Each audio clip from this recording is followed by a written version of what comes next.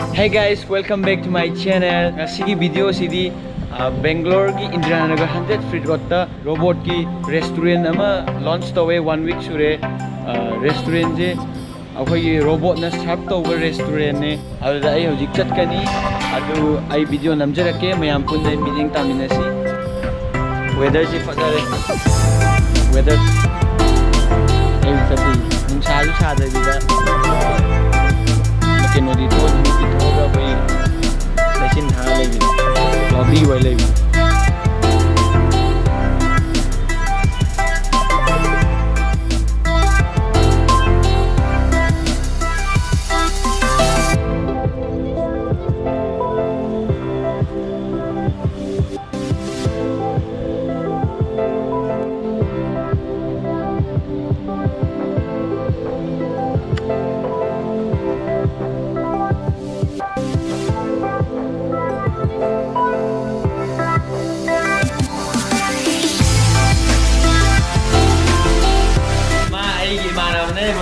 Magane ay gawdik akoy robot ki restaurant chamin na dije kun chamin na lage ado video na mage mayam puni minasi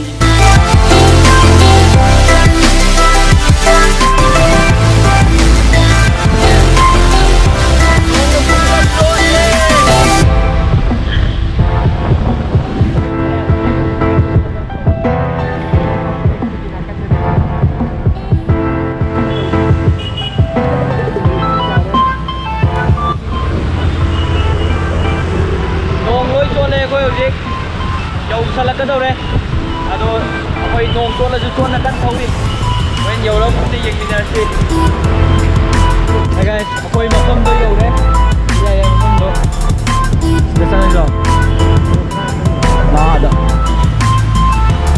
ya musag lay re kai tom dai mangre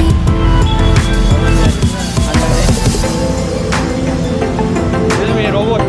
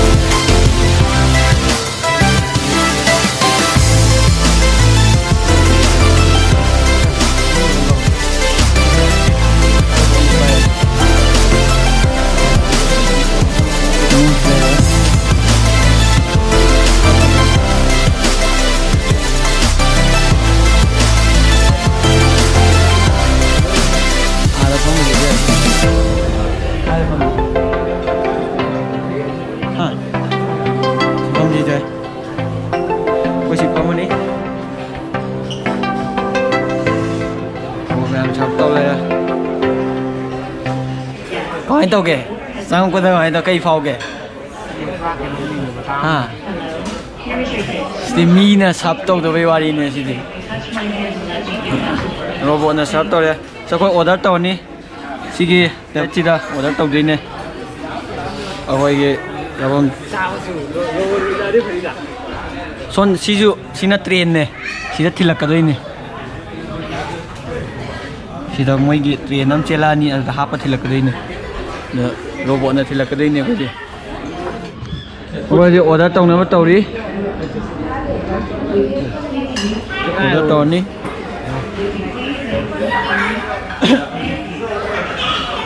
robot sida lei ra khoi achapot pora ni mana robot che maming thoi bi ko ra kai phang de password phang ba excuse me want to order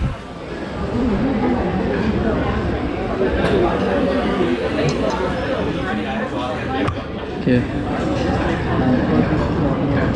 ai ing ma da ni khale okay login tao ra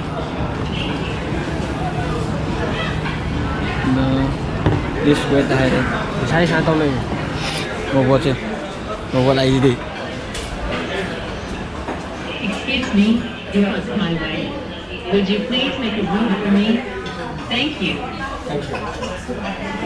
Excuse me.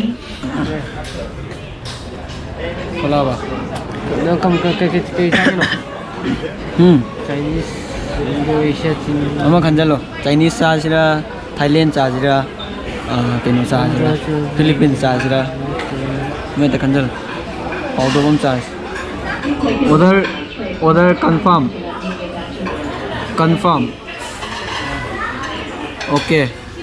Order confirm tau re khoi hojik order to ise water bottle lama ada hot bean noodle chicken nama Chinese fried rice chicken nama ada triple breeze ama ada black mojito ama asige por pangai le do mi gi sharp to yeng robot na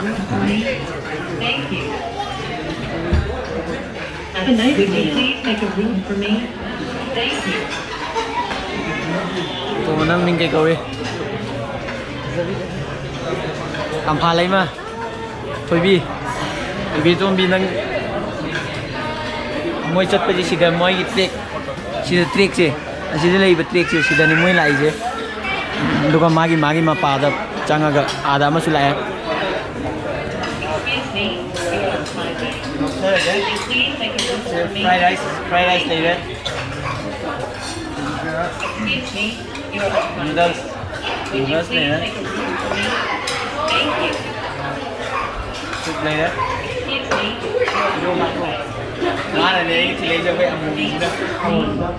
lo ho re the fried rice later noodles later the black mojito cái lối lâu đây đi cha bao hồi ní xa gì đâu hay lối ra cái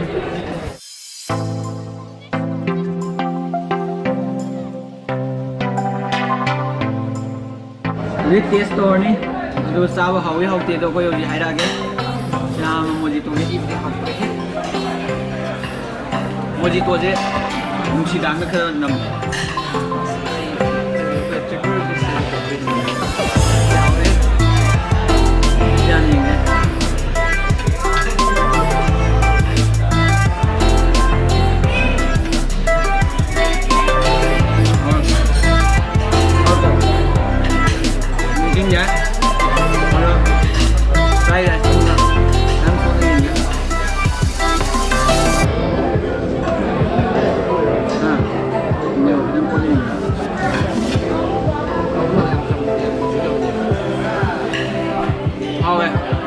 aja corn jo ape chicken na corn jo ape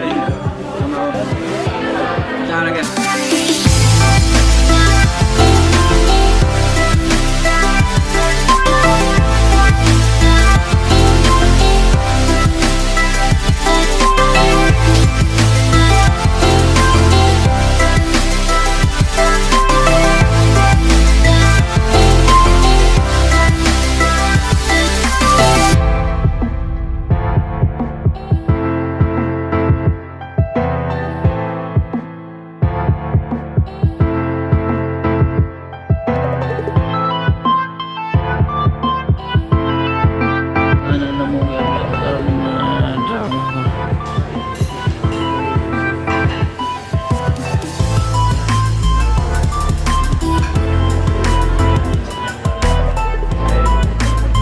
trao rồi á, mình up anh ấy,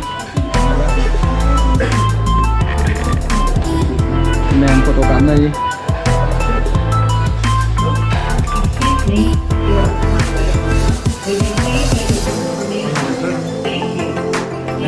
kim nào nó chịu rồi,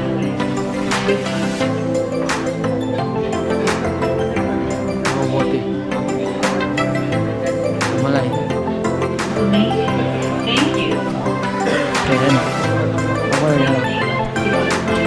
Loya खोला है खोला खोली आगे first floor the robot restaurant था इसी दने first floor दने ground floor दने एडी की दुकान ले रहा इंदिरानगर 100 फीट रोड की है ठीक है एडी शोरूम नहीं बगी है मथक का रोबोट रेस्टोरेंट है फर्स्ट फ्लोर द सोना करने का लगा अंदर बा औजिक चावल लोय रहा है युम चलानी युम हलसी हां हाउ रे हाउ खरे यामे के नोदना नूडल्स कुना ले फ्राइड राइस ना करा cầm mẹ chụp cho đôi liệt về bye bye